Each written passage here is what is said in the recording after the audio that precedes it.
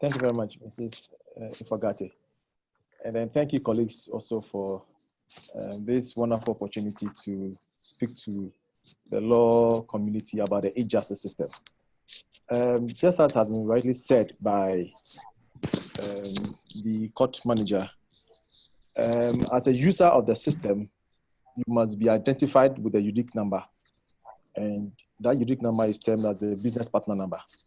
And as part of the requirements, a lawyer must submit his full name, his address, his solicitor's license number, his chamber name and chamber license number, his email address, and then a telephone number. The purpose of the email address and the telephone number is to aid in the notification within the system.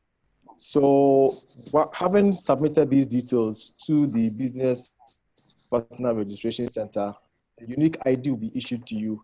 We advise that any other time a lawyer seeks to file a process, he or she must indicate or state this number on the process or make it available to the, if you walk into the counter, that is if you walk into the counter. But if you are filing from the portal, you must ensure that you capture the correct EP number to aid in the processes at the back end. So having been issued with the BP number is not enough. To gain access to the portal, you must register a username and a password. You must go on the portal and then register the BP number and associate it with a username. And that will give you access to log in and then have access to your cases, then transact other businesses. So a user must first of all visit our e-justice portal either through our official website address, that is www.judicial.gov.gh, or he or she must also visit this URL, that is https://ejustice.jsg.gov.gh. So once you are in the online interface, if you haven't registered your account, then you have to go through the registration process. That is where you'll be asked to enter your BP number, enter a preferred username, enter your password, confirm your password, and then also to prove that you're not a robot, you'll be asked to complete a captcha code at the bottom. Once you are successful, then you'll be able to log into the system. So on the dashboard, the system presents you with a number of icons, which you can use to file your process. You can file a new process. So if it's a fresh rate, you have to go a feature called new case to file. Over there, you'll be asked to enter your business partner number. And please, I want to emphasize that in doing so, ensure that the number you provide is the accurate number. If we end up processing the document with the wrong business number, it also means that notifications that were meant for your account or were meant for you will be sent to a different lawyer. There have been a number of times that we do get complaints that we are getting notifications on cases that they are not parties to. And these are some of the small challenges that comes with it. So in capturing your BP number at the filing of the rates, please let's ensure that we enter the correct BP number. Then you'll be asked to also indicate your relationship with the number. So be in the capacity of a plaintiff's counsel or defendant counsel, or you are an applicant or a petitioner, you just indicate your relationship with the BP number. Then you would also have the option of selecting the various case types, which will determine the registry to process your documents. So you can file to a commercial registry, file to a land, file to general jurisdiction, then, or any of the available options provided. So having selected that, you are also expected to upload your intended process to file. So per the requirement on the system, your document should come in a PDF format. Again, we also advise that document size should not be more than 20 megabytes. So what it means is that even the normal email, when you're sending an email with an attachment, there are some small restrictions on it. We have advised our developers to open it up, which they have done so. But my personal advice would be that if it is much smaller, it's the processing time is also faster.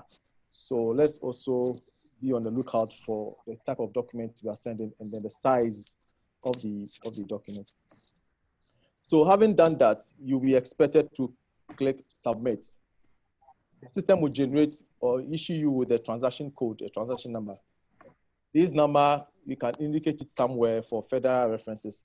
But at the back end staff will be notified that there's a new process that has been submitted, and they'll take the necessary steps to do the assessment, conduct, generate an invoice. And once they are successful, the system will send you an alert via the email that was provided that your invoice is ready, proceed to pay. So in the payment process, there are a number of options that can be used. You can either pay with your debit card, you can pay with a MasterCard, you can pay with any of the mobile money wallet options, Tigo, Momo, Vodafone Cash. You can also use Express Pay, which our bankers have also added on. So after going through the payment options, we expect that from the time of submitting the documents to the backend, and then also the time of the conducting assessment and issuing your invoice, within all this, after 30 minutes, we expect that you should complete one filing process. Then document will be admitted and then forwarded into the e-docket for the judges to see. My lady court manager mentioned that the cases are also distributed by the e-justice system. Yes, it is true. The system would assign the cases to a judge based on certain algorithms, and it will also send an alert to the judge, to the registrar, to the court clerks, and to the parties involved that this case has been assigned to this court. So this is to let them be in readiness for the case. And then again, on the portal, there are a number of things that a user can do on the portal. My lady also mentioned some tracking feature.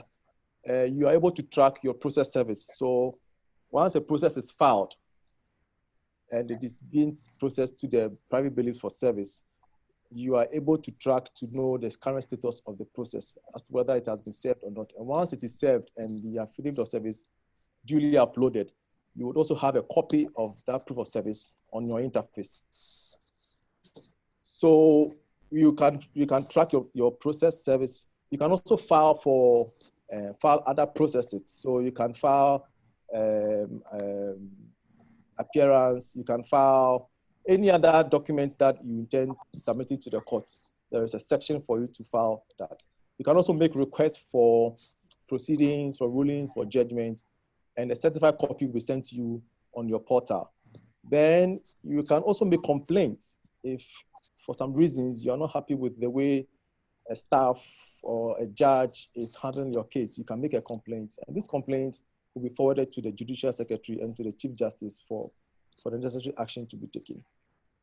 The portal also gives you access to your course list. So all the schedules of the courts are listed on the portal. You can have access to specific cases course list or have access to all the cases that you have within the law court complex, the schedules of the cases. So anytime the court adjourns a case and the clerks updates the system, you are also notified with these updates. And then on the portal, you can see the course list.